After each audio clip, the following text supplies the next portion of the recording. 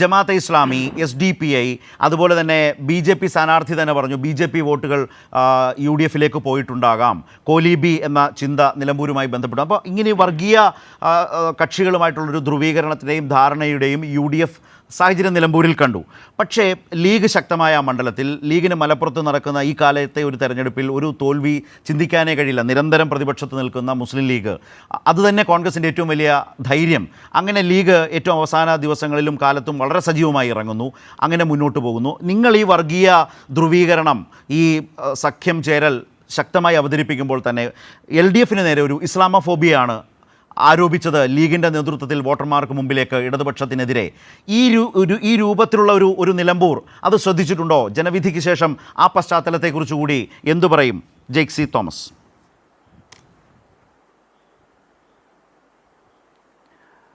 ഇല്ല, എനിക്ക് തോന്നുന്നു അദ്ദേഹം ആദ്യം അവതരിപ്പിച്ച അതേ രാഷ്ട്രീയ കാര്യം വീണ്ടും ആവർത്തിക്കാൻ വേണ്ടിയിട്ടാണ് ശ്രമിക്കുന്നത്. അദ്ദേഹത്തിന്റെ വ്യക്തിപരമായ ഒരു കുഴപ്പമെന്ന നിലയിലല്ല ഞാനത് മനസ്സിലാക്കുന്നത്.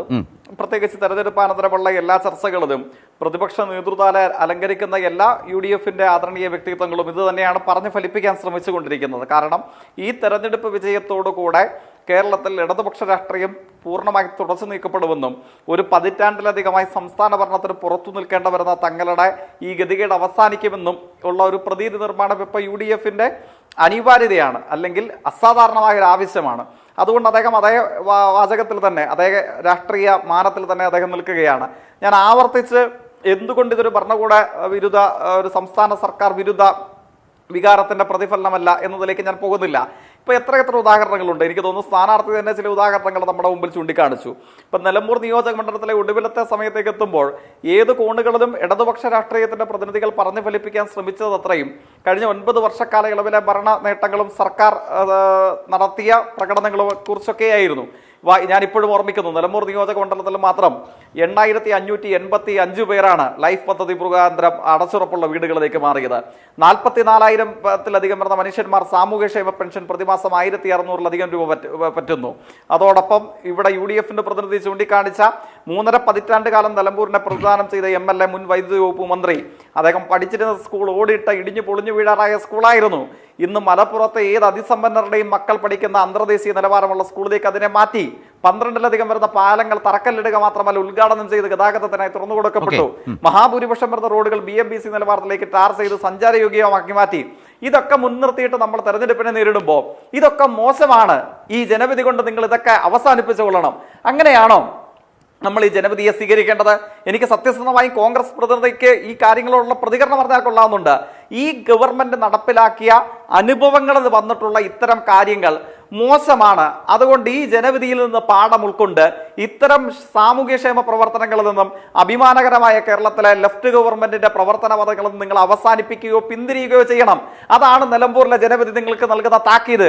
ആ പാഠമാണോ സാധാരണഗതിയിൽ ലളിതയുക്തിയുള്ള നമ്മുടെ നാട്ടിലെ മനുഷ്യന്മാർ ചിന്തിക്കേണ്ടത്? അതാണോ?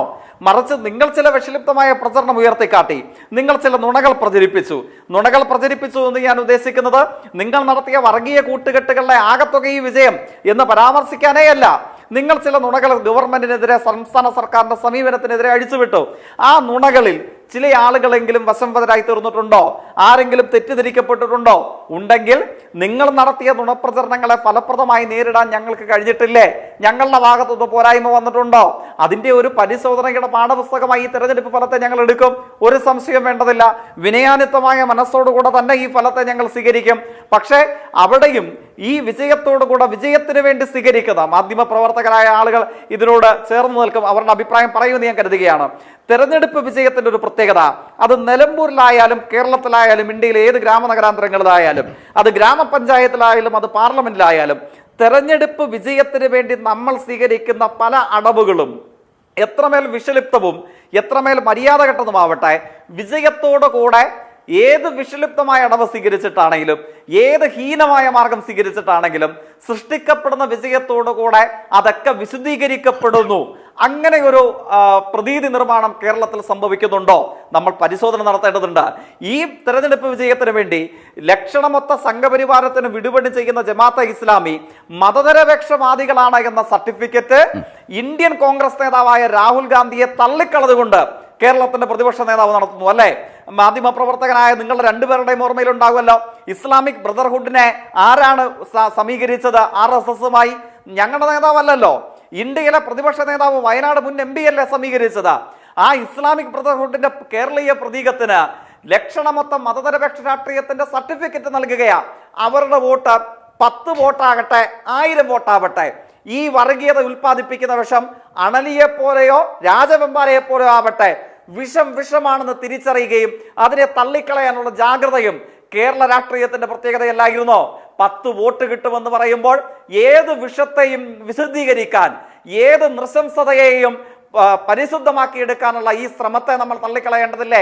അങ്ങനെ കൂടെ ലഭിക്കുന്ന പിന്തുണയല്ലേ ആങ്കർ മുമ്പ് സൂചിപ്പിച്ച 2011 തെരഞ്ഞെടുപ്പിൽ നിന്ന് നിങ്ങൾക്ക് ലഭിച്ച ഈ നേരിയ ഭൂരിപക്ഷം? അത് എന്തുകൊണ്ടുണ്ടായി? എങ്ങനെയുണ്ടായി? അത് നിങ്ങൾക്ക് മാത്രമല്ല നഷ്ടം സംഭവിക്കുന്നത്. അതിന്റെ ആത്യന്തിക ദുരന്തത്തെ ഏറ്റുവാങ്ങാൻ പോകുന്നത് എന്റെയുടെയും കോൺഗ്രസ് പ്രതിനിധികളുടെയും ഈ ചർച്ചയിൽ കാണുന്ന മുഴുവൻ ആളുകളുടെയും നാടായ നമ്മുടെ കേരളമാണ്. ഏത് വർഗീയതയുടെ നിശംസതകൾക്കിടയിലും മതനിരപേക്ഷ രാഷ്ട്രീയത്തിന്റെ കൊടിക്കൂർ ഉയർത്തിപ്പിടിക്കുന്ന കേരളമാണ് നിങ്ങളുടെ ഈ തെറ്റായ സമീപനം മൂലം ദുരന്തം ഏറ്റുവാങ്ങാൻ വേണ്ടി പോകുന്നത്. അങ്ങനെ ഒരു സമീപനം ഈ തെരഞ്ഞെടുപ്പിൽ സ്വീകരിക്കാൻ പാടുണ്ടോ? ഈ ന്യായമായ ചോദ്യങ്ങൾ ചർച്ച ചെയ്യപ്പെടണം. ഞാൻ ഭരണവിരുദ്ധതയെ സംബന്ധിച്ചുള്ള ചോദ്യത്തിന് മറുപടി പറഞ്ഞു. അതോടൊപ്പം ഈ തെരഞ്ഞെടുപ്പിൽ സമീപ അവസരങ്ങൾ UDF സ്വീകരിക്കുന്ന ഈ തെറ്റായ രാഷ്ട്രീയ സമീപനം ഇനിയെങ്കിലും നിങ്ങൾ കൈവിടണം. വിജയത്തോടു കൂടെ അതൊക്കെ വിശദീകരിക്കപ്പെടുന്നു, അതൊക്കെ അനുകരണീയ മാതൃകയാക്കപ്പെടുന്നു എന്നൊരു തെറ്റിദ്ധാരണയും നിങ്ങൾക്ക് ഉണ്ടാവരുത്.